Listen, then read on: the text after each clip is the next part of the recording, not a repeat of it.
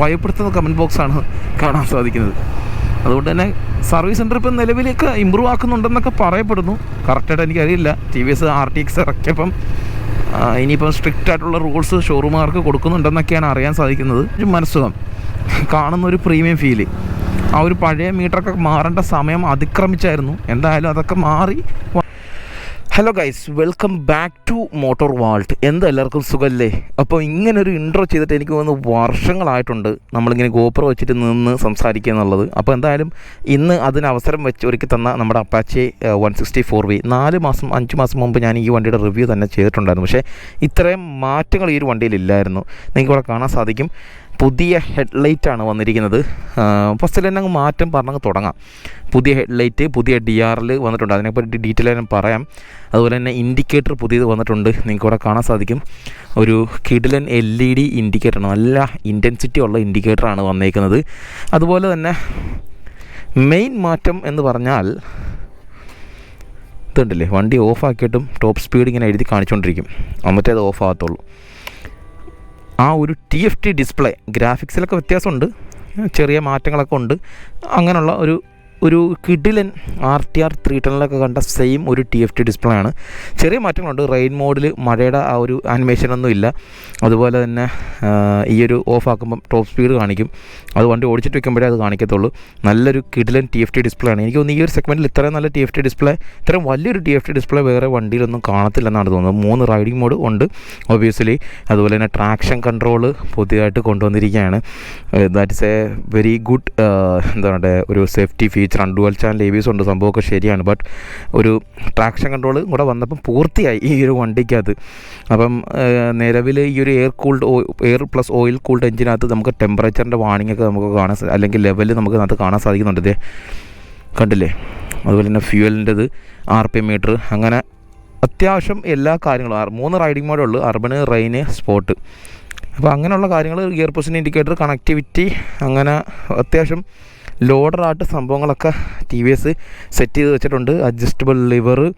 അതുപോലെ തന്നെ ഈ ഒരു ഹെഡ്ലൈറ്റിനെ പറ്റി പറയാം. ഇത് കുറച്ച് കോൺട്രവേഴ്സ്യലാണ്. അതായത് നിങ്ങൾക്ക് ഇവിടെ കാണാൻ സാധിക്കും, ഇപ്പം എല്ലാവരും നടുക്കൊരു പ്രൊജക്ടർ കൊടുത്തിട്ട് അപ്പുറം DRL കൊടുക്കുകയാണ്. അതിൻ്റെ ഉദ്ദേശം തോന്നത്തില്ല. നമ്മുടെ V4ൻ്റെ ഒരു DRL പോലെ എനിക്ക് ഫീൽ ചെയ്തു. ബട്ട് ഒരുപാട് ആൾക്കാർ പറഞ്ഞു പഴയ ഡിസൈൻ തന്നെയാണ് നല്ലതെന്ന്. സംഭവം സത്യമാണ്.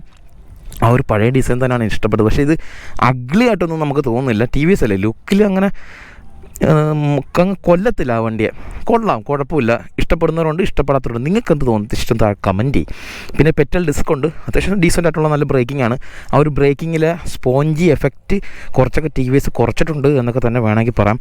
പിന്നെ എൻജിൻ സെയിം ആണ്. ആ ഒരു 160cc air plus oil cooled എൻജിനാണ്. ആ ഒരു പഴയ ആ ഒരു 200 നിന്നും പഴയ 162V നിന്നൊക്കെ ഉത്ഭവിച്ച് ഹെഡൊക്കെ മാറ്റി വന്ന ആ ഒരു പഴയ എൻജിൻ തന്നെയാണ്.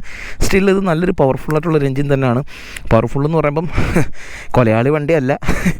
ഇതിപ്പം ഒരു 17 bhp 14 ടോർക്കൊക്കെ പ്രൊഡ്യൂസ് ചെയ്യുന്ന അത്യാവശ്യം നല്ലൊരു, നമുക്ക് സിറ്റിയിലും ഒക്കേഷനിൽ നമ്മുടെ ഡെയിലി പർപ്പസിനൊക്കെ യൂസ് ചെയ്യാൻ പറ്റുന്ന നല്ലൊരു വണ്ടി. മടുപ്പിക്കാത്തൊരു മോഡലാണ്. അത്യാവശ്യം നല്ലൊരു എക്സോസ്റ്റ് നോട്ട് സൗണ്ടും കാര്യങ്ങളൊക്കെ ഉണ്ട്.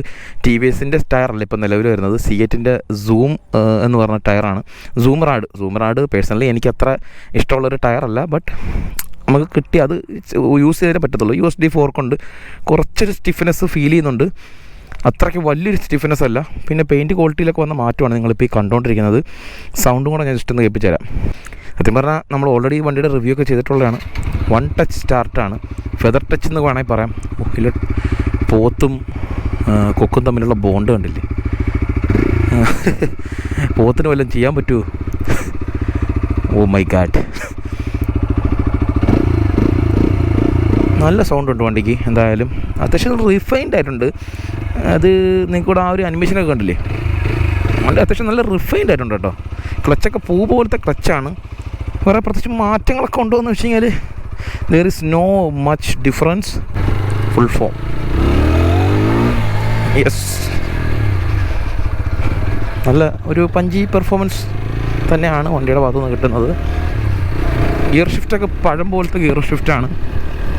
പിന്നെ അത്ര മാരകമായിട്ടുള്ള ലോ എൻഡ് ടോർക്ക് അങ്ങനെ വലിയ രീതിയിൽ ഫീൽ ചെയ്തില്ല.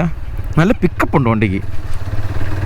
മാരകമായിട്ടുള്ള ലോ എൻഡ് ടോർക്ക് എന്ന് പറയുമ്പം ഇത് കണ്ടില്ലേ, ആ ഒരു BS6 OBD2B ഒക്കെ അതിൻ്റെ ആയിട്ടുള്ള റെസ്ട്രിക്ഷൻസ് നമുക്ക് ഫീൽ ചെയ്യുന്നുണ്ട് ചെറുതായിട്ടൊക്കെ.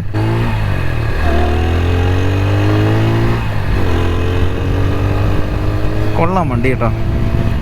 ഒരു ആവറേജ് കോളേജ് സ്റ്റുഡൻറ്റ് അല്ലെങ്കിൽ ഒരു മെഡിക്കൽ റെപ്പിനോ അല്ലെന്നുണ്ടെങ്കിൽ ഒരു എക്കണോമിക് പ്രതീക്ഷിക്കുന്ന ആൾക്കാർക്ക് പറ്റുന്നൊരു വണ്ടിയാണ്. ഡീസൻറ്റ് ഒരു പവർഫുള്ളായിട്ടുള്ളൊരു എൻജിൻ തന്നെയാണ്.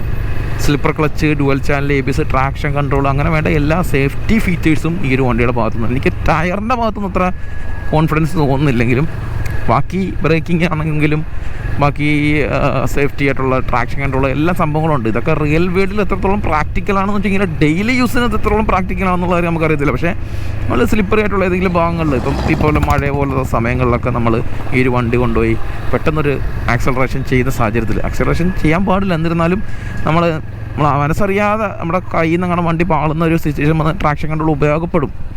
അത് നിങ്ങൾ ആദ്യം മനസ്സിലാക്കുക. അതുമാത്രമല്ല, ഈ ഒരു മീറ്റർ TFT ആണ്. നിങ്ങൾക്കിവിടെ കാണാം. ഓടിക്കുന്നൊരു മനസ്സുഖം, കാണുന്നൊരു പ്രീമിയം ഫീല്. ആ ഒരു പഴയ മീറ്ററൊക്കെ മാറേണ്ട സമയം അതിക്രമിച്ചായിരുന്നു. എന്തായാലും അതൊക്കെ മാറി വന്നതിൽ ഒരുപാട് സന്തോഷമുണ്ട്. കൂട്ടത്തിൽ ഈ ഒരു സെഗ്മെൻറ്റിൽ ഏറ്റവും നല്ല വലിയൊരു TFT ഡിസ്പ്ലേ തന്നെയാണ് ഫീൽ ചെയ്യുന്നത്.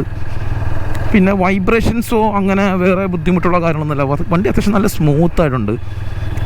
റിഫൈൻഡ് ആണ് വണ്ടി. ഇങ്ങനെ പഴം പോലെ ആയിക്കൊണ്ടിരിക്കുകയാണ് ഓരോ അപ്ഡേറ്റ് ഇങ്ങനെ വരുംതോറും. ഒരു 70-71 ആ ഒരു റേഞ്ചിൽ പോയിട്ട് പോലും എൻജിന് അത്ര സ്ട്രെസ്സില്ല. വണ്ടി പിന്നെയും കയറും. 160cc ഈ ഒരു സെഗ്മെൻറ്റ് വെച്ച് നോക്കുന്ന സമയത്ത് that A pretty good numbers, ഒന്നും പറയാനില്ല. പിന്നെ മൈലേജ് ഒരു 40-45 അതിന് മുകളിലോട്ട് കിട്ടുമെന്ന് എനിക്ക് തോന്നുന്നില്ല. 50 കിട്ടുമെന്ന് നിങ്ങൾ ആർക്കെങ്കിലും കിട്ടുന്നുണ്ടെങ്കിൽ ജസ്റ്റ് ഒന്ന് താഴെ കമൻറ്റ് ചെയ്യും. അങ്ങനെ അത്രയും കിട്ടുന്നവരാരെങ്കിലും നിങ്ങളുടെ കൂട്ടത്തിലോ നിങ്ങൾ ഉപയോഗിക്കുന്നവരോ ഉണ്ടെങ്കിൽ. കാര്യം 164V നമ്മുടെ കേരള മാർക്കറ്റിൽ അണ്ടർ റേറ്റഡ് അല്ല. അത്യാവശ്യം എല്ലാവരും ഉപയോഗിക്കുന്നൊരു സാധനമാണ് 164V. കാര്യം വണ്ടി കൊള്ളാം, അടിപൊളി സാധനമാണ്. അതുകൊണ്ടാണ് എല്ലാവരും എടുക്കുന്നത് ഈ ഒരു മുതൽ. പെർഫോമൻസ് വൈസ് കണ്ടില്ലേ, കിണ്ണം സാധനമാണ്, കിണ്ണം കാച്ചി വണ്ടിയാണ്, ഒന്നും പറയാനില്ല.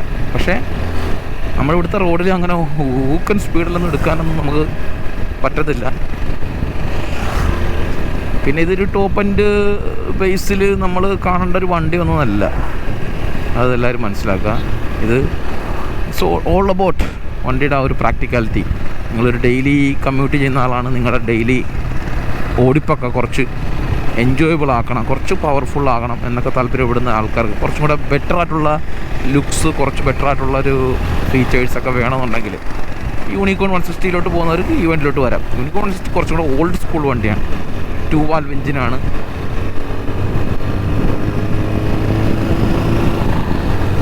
ഉണ്ടല്ലോ വണ്ടിയുടെ ആ ഒരു പെർഫോമൻസ് നിങ്ങൾക്ക് ഇവിടെ കാണാൻ സാധിക്കും. അത്യാവശ്യം നല്ല രീതിയിൽ തന്നെ വണ്ടി കയറുന്നുണ്ട്. ബ്രേക്കിംഗ് ആണെങ്കിലും ഡീസൻ്റ് ആണ്. ഇനഫ് ബ്രേക്കിംഗ് പവർ കാറിലൊക്കെ ഉണ്ട്. പിന്നെ ടൂറിങ്ങിനൊക്കെ കൊണ്ടുപോകാമെന്ന് വെച്ച് കഴിഞ്ഞാൽ യെസ്, ടൂറിങ്ങിന് കൊണ്ടുപോകാൻ പറ്റുന്ന രീതിയിലുള്ളൊരു വണ്ടി തന്നെയാണ്. ടാങ്ക് നമ്മുടെ തൈ സപ്പോർട്ട് അത്യാവശ്യം നല്ല രീതിയിൽ സപ്പോർട്ട് ചെയ്യുന്ന ഒരു ടാങ്കാണ് കേട്ടോ. അതുകൊണ്ട് തന്നെ നല്ല കംഫർട്ടബിൾ ആയിട്ടുള്ള റൈഡിങ് സ്റ്റാൻസാണ്. പിന്നെ എസ്പെഷ്യലി ഒരു ടാളായിട്ടുള്ള ആൾക്കാർക്ക് ഈ ഒരു വണ്ടി കംഫർട്ടബിൾ ആകുമെന്നുള്ള ഒരു ഡൗട്ടുണ്ട്. ക്ലച്ചൊക്കെ ഭയങ്കര സോഫ്റ്റാണ് കേട്ടോ. ഒറ്റ വിരലുകൊണ്ട് വേണമെങ്കിൽ നമുക്ക് അഡ്ജസ്റ്റ് ചെയ്ത് നമ്മുടെ അടുത്തോട്ട് കൈ വിരൽ ഇത് കൊണ്ട് വയ്ക്കുകയാണെന്നുണ്ടെങ്കിൽ നമുക്ക് സിമ്പിളായിട്ട് ഈ ഒരു ക്ലച്ച് സിറ്റിയിലൊക്കെ കൊണ്ട് നടക്കുന്ന സമയത്ത് നമുക്ക് ഒരു എഫോർട്ടും ഇല്ലാതെ സ്ട്രെയിനും ഇല്ലാതെ കൊണ്ട് നടക്കാം.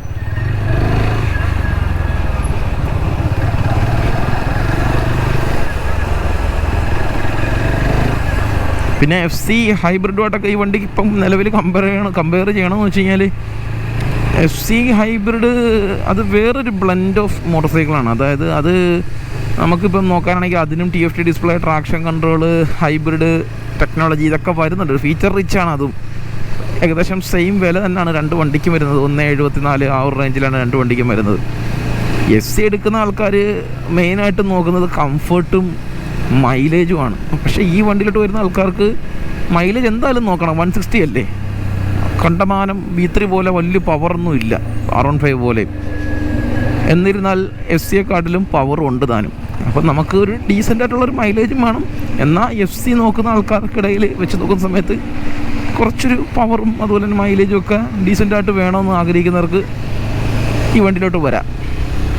വേറെ പ്രത്യേകിച്ച് ഇങ്ങനെ ബുദ്ധിമുട്ടായിട്ട് എന്നുള്ള ഒരു വിഷയങ്ങളൊന്നും ഈ വണ്ടിയിൽ എനിക്ക് കാണാൻ സാധിക്കുന്നില്ല സത്യം പറഞ്ഞാൽ. ആ ഒരു ഹെഡ്ലൈറ്റ് എനിക്ക് പഴയ ഹെഡ്ലൈറ്റ് ആയിരുന്നു ഇഷ്ടം. ഓവർടേക്കിനൊക്കെ പവർ ഉണ്ട് കേട്ടോ അത്യാവശ്യം നല്ല രീതിയിൽ. യെസ്,